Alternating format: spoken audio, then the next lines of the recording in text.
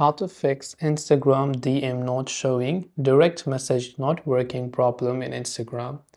If you're not being able to send a direct message on Instagram, first of all, check if you're not being able to send only to a specific person or to everybody.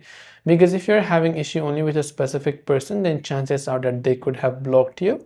But if you're not being able to send messages to anybody, then there could be something wrong with Instagram. Now first, make sure that you have not violated any type of guidelines on Instagram that maybe Instagram might have restricted your account. Second is we want to long press the Instagram app icon if you're using on Android. Then tap on the app info button or the eye icon over there. From here, go to the option called storage usage and tap on clear cache and also clear the data, which will log you out of your account, by the way. Check if you've updated the Instagram app to the latest version, and if it has an update, make sure to update it. And lastly, it could just be that the Instagram servers are down, so you might want to check for that as well. And if that might hopefully help you solve the problem. If you have any questions, feel free to leave them down. Thanks for watching and see you in the next video.